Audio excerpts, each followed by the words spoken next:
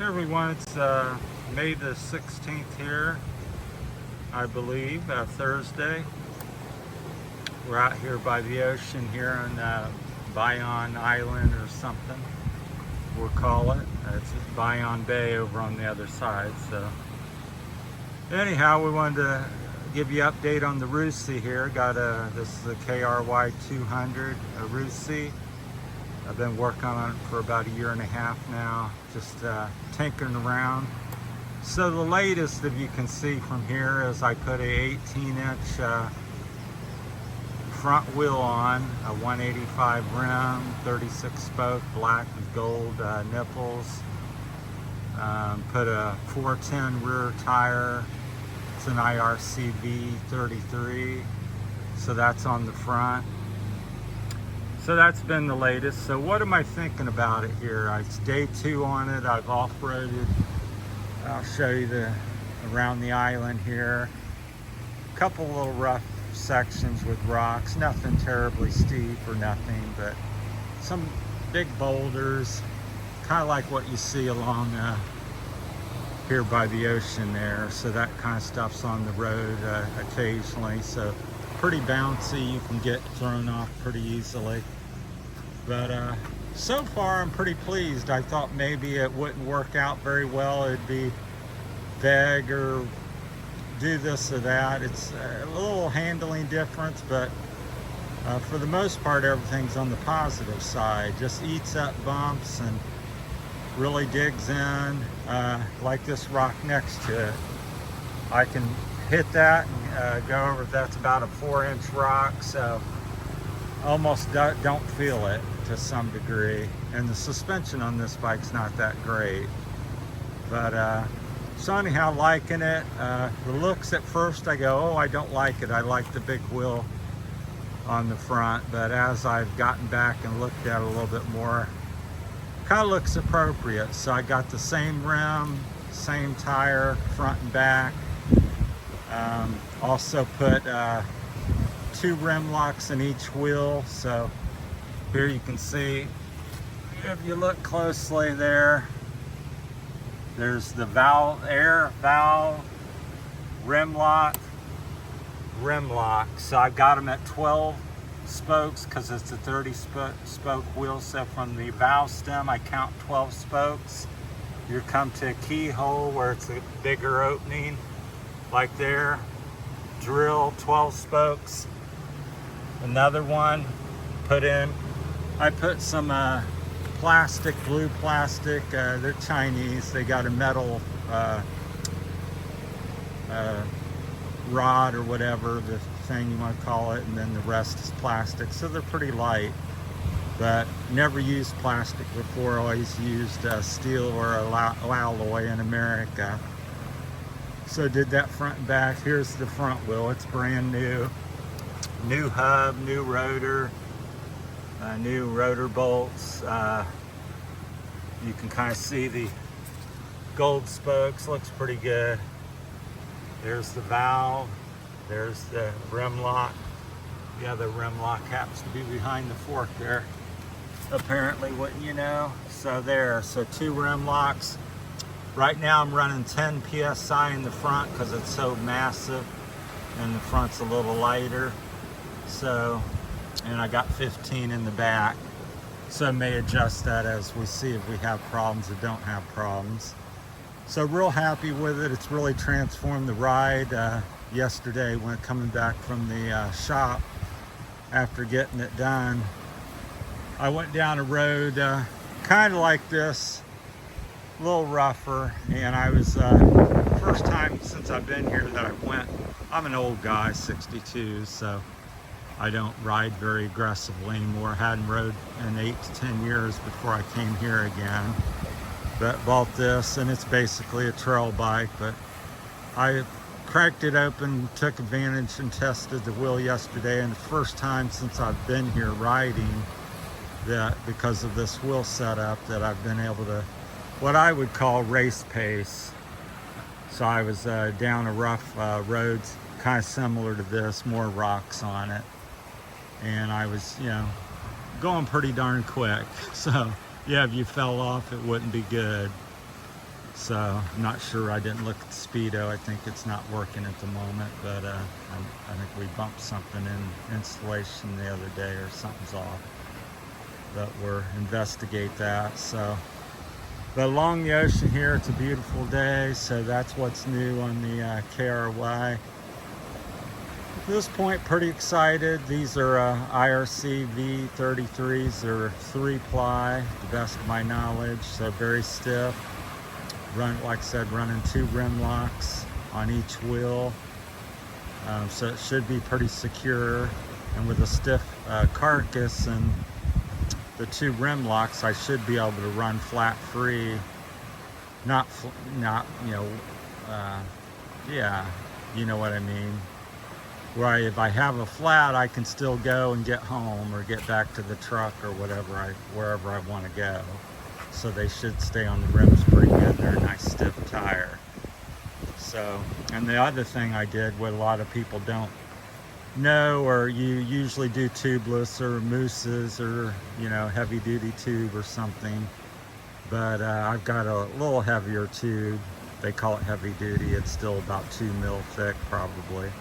Hard to get things here in the Philippines, but I got I also added some rim tire sealant like you do tubeless. So I've installed that in the tube, which I've done in the past. I've been doing tubeless setups for about 25, 30 years. So did that, and it does work. I think it may work a little bit better if it wasn't tube, because there's like talcum powder or some sort of powder in the tube, which may affect it a little bit, but I think it's still effective. I do get fewer flats when I'm running that, so that's my setup. 2 rim locks, 18-inch wheels front and back, 410 tire, heavy duty tube with sealant. Day 2, off-roading a little bit, and I'm definitely faster because it's just more predictable over the rocks and bumps here, because it's pretty rocky terrain here in the Philippines where I live. So, and I think the front tires are much more aggressive, you know, in the mud, the spacing versus what I had. I think I had a IRC V35.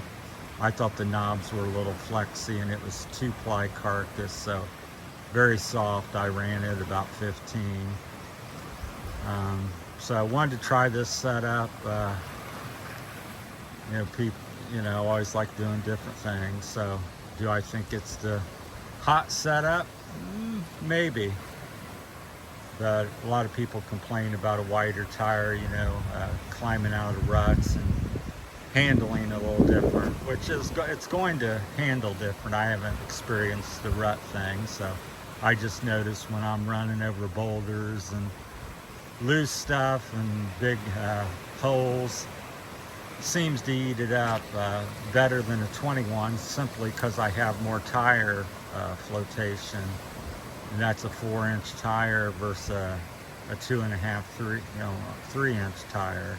So I have at least an inch more, and it's about an inch smaller, shorter off the ground, and the circumference of it's about 4 inches shorter.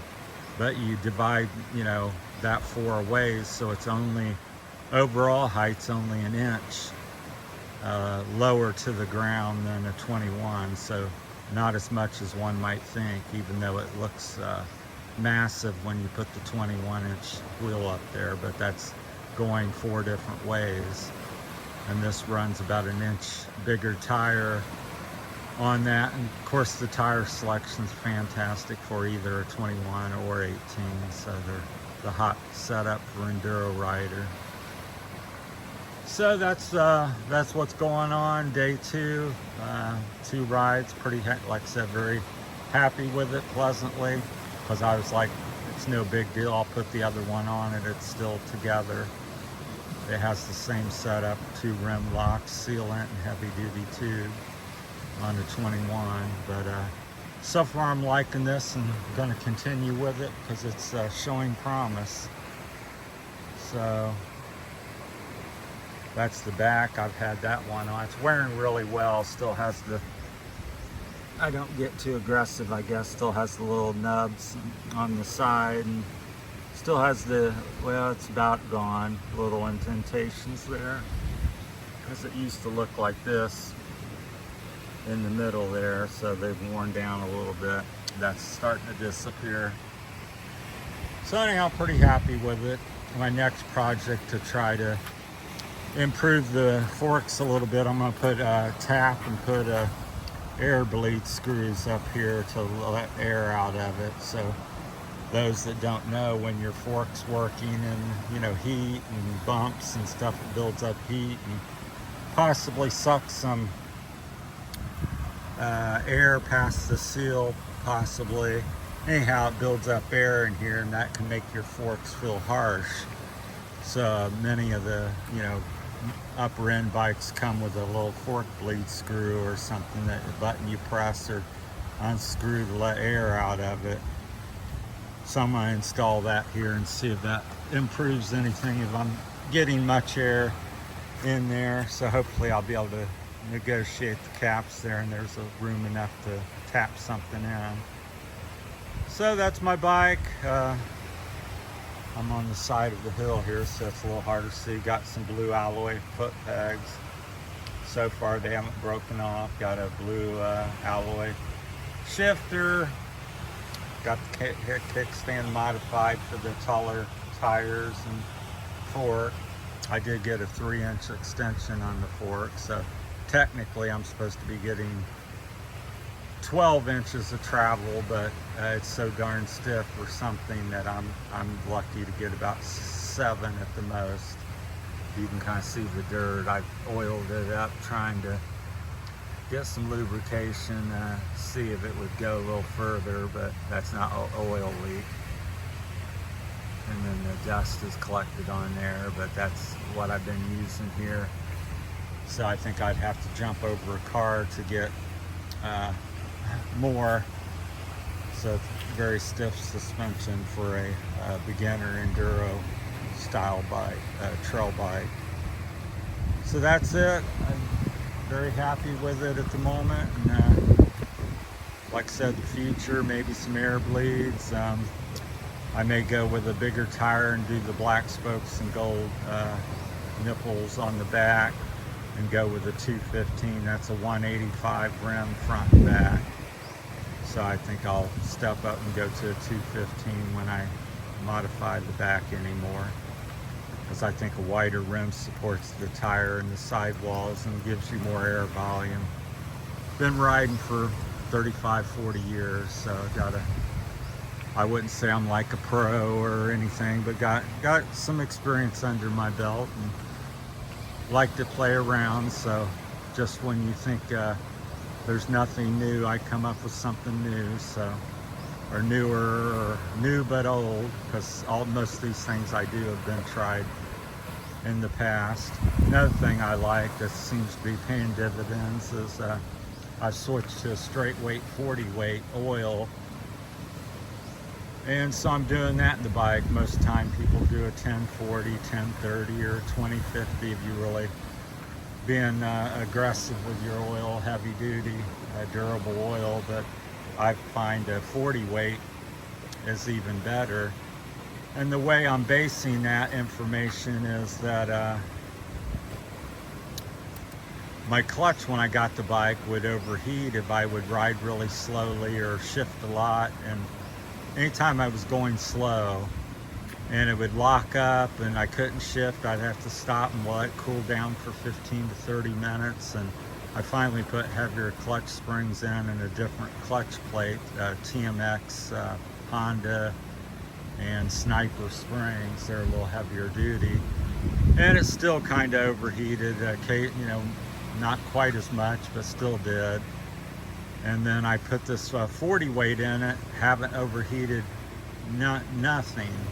And I was overheating every other ride practically before in doing that. So the clutch springs and clutch plates helped a little bit, about 25, 30%. Then this heavy 40 weight oil, straight weight, solved the issue. I've not had any issue to date.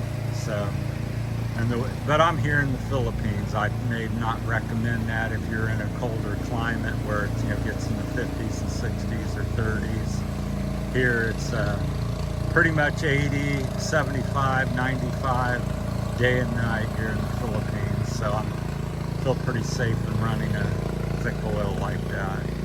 So, and today if I'm wrong, I'll take care of it. I pay my bills and dues. So, but yeah, liking the bike. I got the halogen headlight, 45,000 lumens. It has 12 LEDs. Had them repack the wheel bearings, even though it was new. They took it apart. I had them pop the seals and pack more grease in there. It was on the thin side as usual, so all the wheels have been repacked and the bearings are good. And greased every bolt and nut, and so it's oozing grease. You can kind of see the nut here after, and then the dirt got on it, so bike needs a little cleanup. Oh, and then over here I had the brake lever. I'm rambling a lot. I had it bent and custom machine shop took the time to bend it and heat it and hammer on it, but it used to stick out like out here another inch and a half, and my foot was always hitting it and on it, and in many cases I'd be dragging it. But now I can kind of ride like that. I'm riding in my sandals, yes. I'm not dirt biking per se, I'm taking it easy. And then I can just come over and get on it when I need to. So, but yeah, if I'm doing something more serious or riding, I'd get my motocross boots on. I know somebody's gonna say, oh, that's terrible and dangerous, and I agree with you. So that was a big improvement. So getting that over, so it barely sticks out. Like I said before, it was out another inch and a half. So I was always in my way.